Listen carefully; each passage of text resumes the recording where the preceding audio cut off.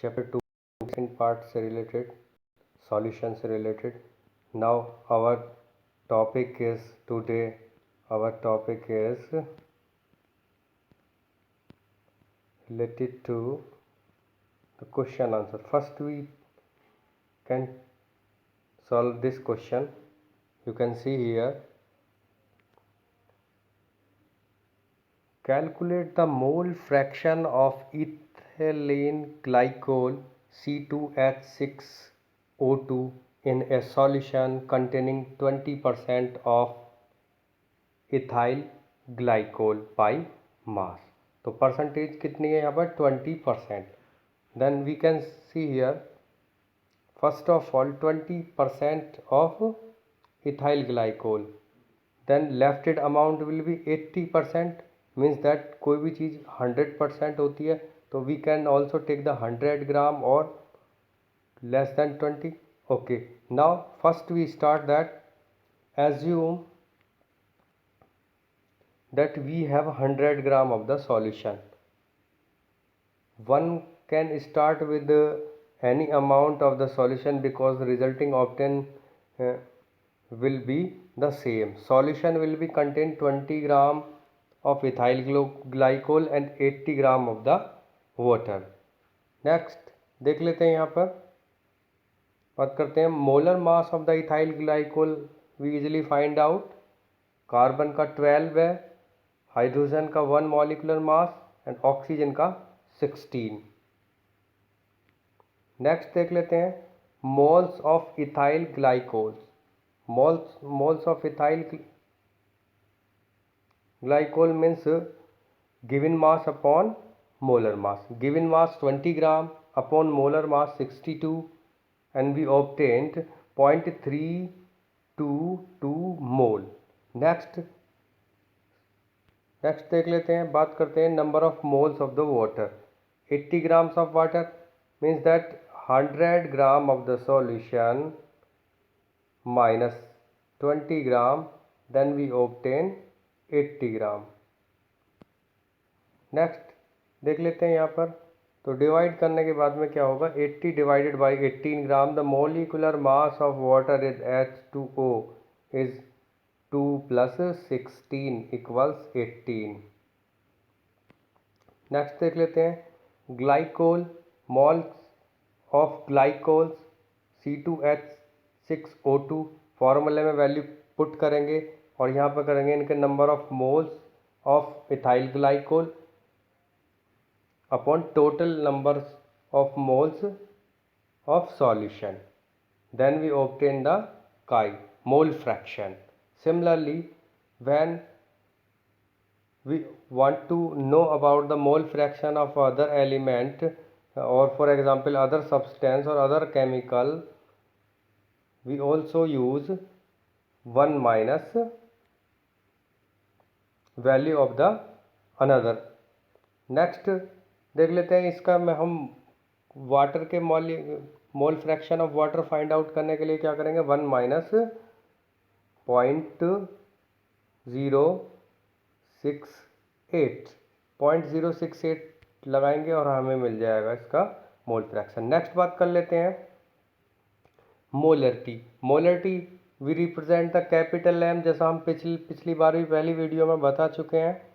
Now molarity defined by the capital M, it is defined as the number of moles of the solute dissolved in 1 liter of the solution.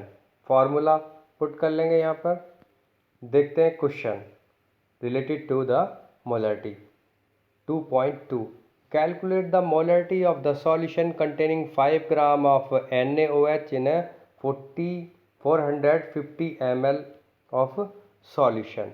Moles of NaOH sodium hydroxide के given mass upon molar mass 5 gram given है, तो 5 molar mass of NaOH का 23 plus 16 plus 1 we obtain 40. Then देख लेते हैं फॉर्मूले में molarity का फॉर्मूले में वैल्यू रखेंगे. Then molarity equal to 0.125 moles into 1000 ml upon 450 ml. Then last we obtained 0.278 mole decimeter per decimeter. Next बात कर लेते हैं molality. Do you know what is molality? It is represented by the small m. It is defined as the number of moles of solute per kilogram of the solvent. Number of moles of solute divide mass of solvent in kilogram upon mass of solvent in kilogram. एक interesting बात देख लेते हैं, molality does not depend upon temperature. Molality not based on temperature, but molarity based on temperature. Molarity based on temperature. Next देख लेते हैं,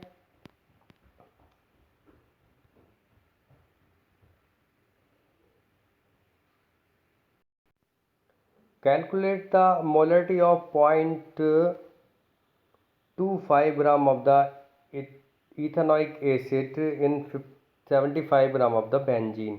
Then first of all we find out the molar mass of each of the given formula. Molar mass of the C2H4O5 will be 60 here. Next देख लेते हैं, moles of C2H4O5 given mass upon molar मास, यहाँ पर आ जाएगा 0.0417 मोल. Next बात कर लेते हैं mass of the benzene in kilogram 75 gram upon 1000. Then we obtain 75 into 10 to the power minus 3 kilogram. On using the formula of the molarity, give number of moles of solute, mass of solvent in kilogram. Solvent from here benzene is work as a solvent. Then we use, you can see here, then we use 0.0417 moles into 1000 gram per kilogram kg, then upon 75 gram. Then we obtain 0.556 mole per kg, that is the molarity. Next बात कर लेते हैं, इन tax से related questions के लिए हमने पहले video बना दी है, उस वीडियो को हमारी को लाइक करें, सब्सक्राइब करें, देखें. नेक्स्ट बात कर लेते हैं solubility. What do you understand by the solubility? Solubility means that solubility of a substance, it is maximum amount that can be dissolved in a specific amount of the solvent. It depends upon the nature of solute as well as solvent, as well as with temperature and pressure. Let us consider about the effect of the factor which affect the solubility. Next बात कर लेते हैं,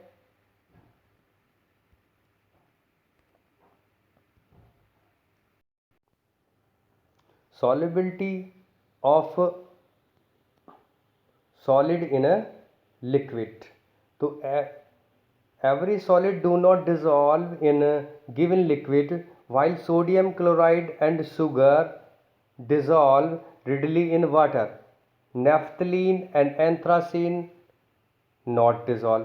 तो reason क्या है कि हमारे पास में वाटर लें तो उसमें सोडियम क्लोराइड, नमक और हमारा शुगर, चीनी इजीली डिज़ोल्व हो जाती है वाटर के अंदर. But these all both things NaCl as well as sugar can not be dissolve in naphthalene, anthracene और benzene also. The reason is that polar dissolve polar and like dissolve like. The reason is that polar dissolve polar and like dissolve like. So that's why on the basis of this they cannot be able to perfectly dissolve in a given. Next बात कर लेते हैं, when a solid solute is added to the solvent, some solute dissolve and its concentration increase in a solution. This process is known as the dissolution. some solute particle in a solution colloid with the solid solute particle and get separate out of the solution. This process is known as the crystallization. Next देख लेते हैं, solute plus solvent form a solution. Next बात कर लेते हैं, what is saturated solution. तो saturated solution होते क्या है. सैचुरेटेड सॉल्यूशन क्या होता है कि सेम टेम्परेचर पर जिसमें मोर solute can not be dissolve, वो होते हैं हमारे सैचुरेटेड सॉल्यूशन. और जिन सॉल्यूशन में हम क्या कर सकते हैं, टेम्परेचर फिक्स करने के बाद में सॉल्यूट को डिसॉल्व कर सकते हैं, तो उन्हें बोलते हैं हम अनसैचुरेटेड सॉल्यूशन. नेक्स्ट देख लेते हैं, effect of temperature, very important topic. The solubility of solid in a liquid is significantly affected by the temperature. Yes, change. Consider the equilibrium represented by the equation 2.1. This being the dynamic equilibrium must be follow Le-Chatelier principle. Do you understand what is Le-Chatelier principle? Le-Chatelier principle is that it states that changing any of the factor that determines the equilibrium conditions of a system will cause the system to change in a such manner so as to reduce or to counteract the effect of the change. Next बात कर लेते हैं यहाँ पर endothermic as well as the exothermic. बात करते हैं, delta solution H enthalpy value greater है for endothermic reaction, then dissolution process हो जाएगा solubility will be increase on increasing the temperature. When we rise the temperature solubility increase.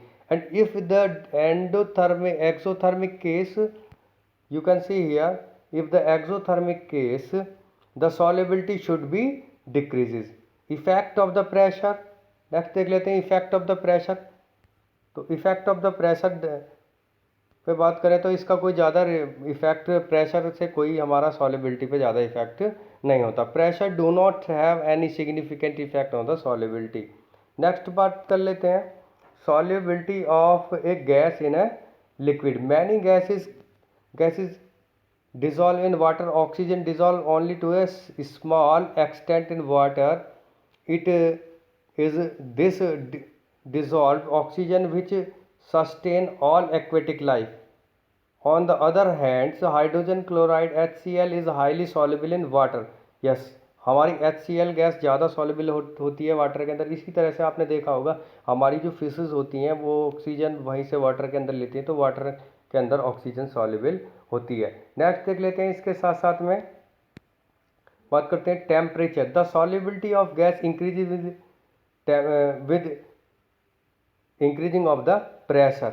जैसे आपने देखा होगा कोल्ड ड्रिंक की बोतल में क्या करते हैं, प्रेशर डाल करके हम मोर CO2 उसमें डिसॉल्व कर देते हैं. नेक्स्ट बात करते हैं हेनरी लॉ. हेनरी लॉ क्या कहता है हमको, हेनरी लॉ बताता है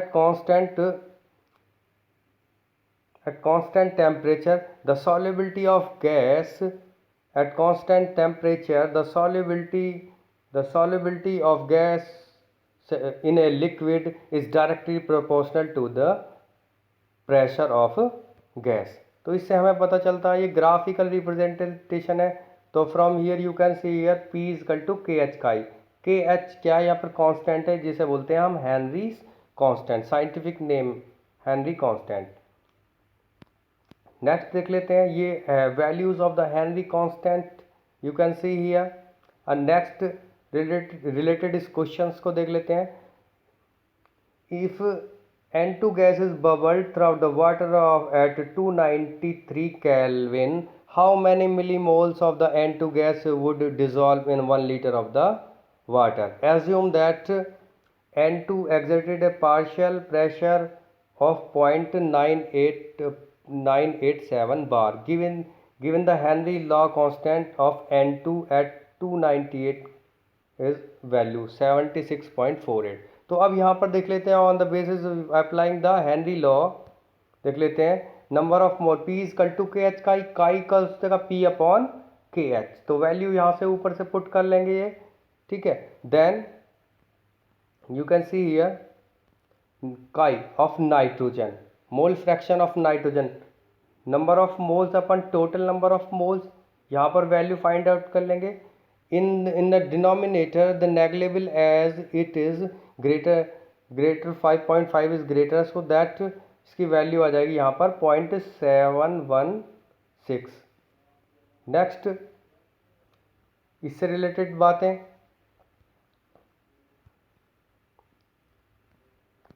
देख लेते हैं. यहाँ पर Henry law find several application in the industry and explain some biological phenomena notable among these all. इनसे रिलेटेड बाकी सभी बातें हम अपनी नेक्स्ट वीडियो करेंगे. और थैंक्स फॉर वॉचिंग अस.